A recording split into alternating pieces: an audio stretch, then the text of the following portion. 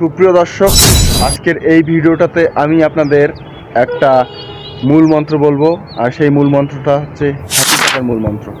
আপনারা জানেন আমরা মোটামুটি সবাই হ্যাপি থাকতে চাই, সবসময় আনন্দে ফুর্তিতে থাকতে চাই, কিন্তু আমাদের হ্যাপিনেসটাকে ডাউন করে আমাদের আমরা যার কাছে যত বেশি আশা করি তার কাছে তত বেশি নিরাশ হই।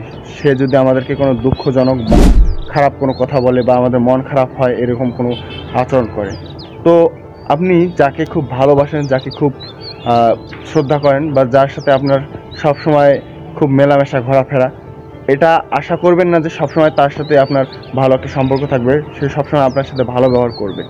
আপনি যত মানুষের কাছে যত অন্যান্য বিষয় যেগুলো আছে সেগুলোতে কম এক্সপেকটেশন রাখবেন, তত আপনার হ্যাপিনেস বৃদ্ধি পাবে।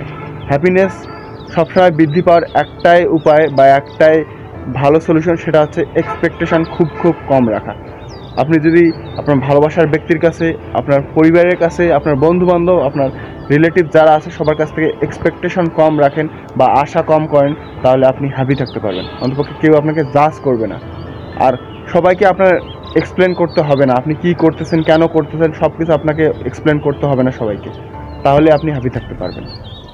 তো প্রথম পয়েন্ট আমি যেটা বললাম, সুপ্রিয় দর্শক, এক্সপেকটেশন কম রাখবেন, তাহলে হ্যাপিনেস আপনার মধ্যে অটোমেটিকলি চলে আসবে। দ্বিতীয়ত, সবাইকে এক্সপ্লেন করতে হবে না যে আপনি কী করতেছেন, কেন করতেছেন, কারণ সবাই আপনার ভাবধারা বুঝবেও না। যারা বুঝে আপনাকে, যারা ঠিক মতো চেনে অন্তর থেকে, তাদের জানালেই হবে, তারা বুঝলেই হবে। তো সুপ্রিয় দর্শক, আশা করি আপনারা বুঝতে পেরেছেন। আজকের ভিডিও এটুকুই। তো I always try to keep my audience happy.